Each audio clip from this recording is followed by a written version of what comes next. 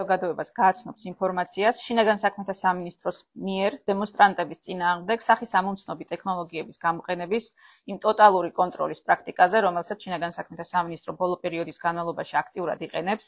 ჩვენ ამასთან დაკავშირებით უკვე გვქონდა არაერთი გამოხმაურება, როდესაც ამ პრაქტიკის მავნე შედეგებზე ვსაუბრობდით და მისი გამოყენების არადემოკრატიულობაზე. ახლა დამატებით გვინდა ჩვენ მივაწოდოთ საზოგადოებას ახალი ინფორმაცია, რომელიც ამ ტექნოლოგიების უკანონო გამოყენებას უკავშირდება. ეს პრაქტიკა განსაკუთრებით შეინიშნება გზის გადაკეტვის საფუძვლით დაწყებული სამართალდარღვევის საქმეებში, როგორც წესი, ასეთ საქმეებში ერთადერთ მტკიცებულებას სახის ამომცნობი კამერებიდან ამოღებული ფოტოები წარმოადგენს ხოლმე, რომლებიც ძირითადად შესაბამისი კონტექსტის იგნორირების გარეშე არის ხოლმე მხედველობაში მიღებული მოსამართლის მიერ, რაც ასევე უკანონოა, თუმცა ახლა დღეს ჩვენ შინაგან საქმეთა სამინისტროს მხრიდან ამ ტექნოლოგიების გამოყენებაზე და მისი გამოყენების მიზნებზე უნდა გესაუბროთ. ეს პრაქტიკა მიზანმიმართულად გამოიყენება როგორც მოქალაქეთა დაშინების, ასევე აქციის მონაწილეთა სამომავლო ქცევის კონტროლისათვის.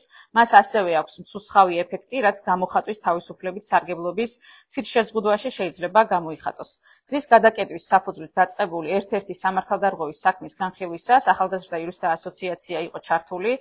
ის ჩვენ ვიცავდით ერთ-ერთ ადამიანს და ამ ადამიანის საქმეში წარმოდგენილი იყო ვიდეო ფაილები, რომელთა დათვალიერების შედეგად ჩვენ დავწმუნდით, რომ ეს პრაქტიკა მიზანმიმართულად არის დამაზიანებელი და ეს წარმოგიდგენთ მათ შორის ჩანაწერს, მის მოკლე მონაკვეთს, იმიტომ რომ შევეცადეთ, რომ მხოლოდ ის ჩანაწერი წარმოგვედგინა, რომელიც დააზღვევდა პერსონალური მონაცემების დარღვევას. აქედან გამომდინარე, ამ ლაივში თქვენ ნახავთ, როგორ ხდება ამ კამერების გამოყენებით ლაივ რეჟიმში კონკრეტული პირის მიდევნება, მისი თვალთვალი და მათ შორის ამ კამერების გამოყენებით შესაძლებელი ხდება, რომ მათ შორის დაზუმებით თუ სხვადასხვა ტექნოლოგიების გამოყენებით დაინახონ კონკრეტულად ის, თუ რას აკეთებს კონკრეტული პირი, მათ შორის წაიკითხონ მისი პირადი ფურცელი, რომელიც მას ხელში უკავია და ამ ფურცელზე არსებული წარწერა ხდება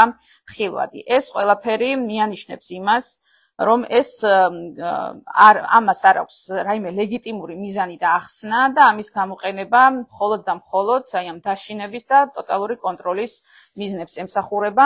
ამასთან დაკავშირებით ასეთი კატეგორიის მონაცემების ასე დამუშავებაზე არსებობს ადამიანის უფლებათა ევროპული სასამართლოს პრაქტიკა, სახის ამომცნობი ტექნოლოგიების გამოყენების და პირდაპირ რეჟიმში თვალთვალის ანალოგიური პრაქტიკა სტრასბურგის სასამართლოს შეფასებული აქვს როგორც გამოხატვის თავისუფლების და პირადი ცხოვრების დარღვევა და სტრასბურგის სასამართლოს აქვს ნამსჯელი იმაზე, რომ ამ სახის ტექნოლოგიის გამოყენება გამოხატვის თავისუფლების განხორციელების კონტექსტში, ანუ აქციის კონტექსტში შეუსაბამოა სამართლის უზენაესობის პრინციპებით მართული დემოკრატიული საზოგადოების იდეებთან და ღირებულებებთან და შესაბამისად ეს ანალოგიური პრაქტიკა საქართველოს შემთხვევაშიც წარმოადგენს უფლებებში ჩარევის უხეშ დადასტურებას. საიას შეფასებით აღნიშნული ფაქტი მიუთითებს შინაგან საქმეთა სამინისტროს მიერ პერსონალური მონაცემების უკანონოდ სამართლებრივი საფუძვლების გარეშე მოპოვებასა და დამუშავებაზე. ამასთან დაკავშირებით ჩვენ მიმართულიც გვქონდა უკვე პერსონალურ მონაცემთა დაცვის სამსახურისთვის და მათგან ვითხოვდით შეესწავლათ, რამდენად განხორციელდა წინასწარ მონაცემთა დაცვაზე ზეგავლენის შეფასება, როდესაც ასეთი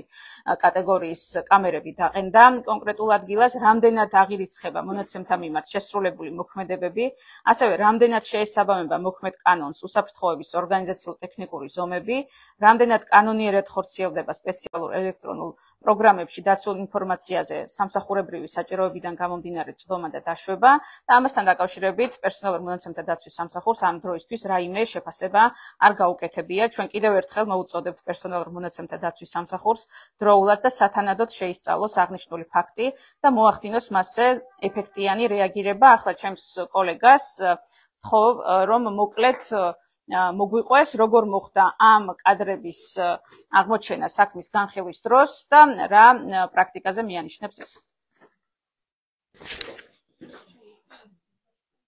რომელი მიკროფონი? არა. მიკროფონი მიგაქვს.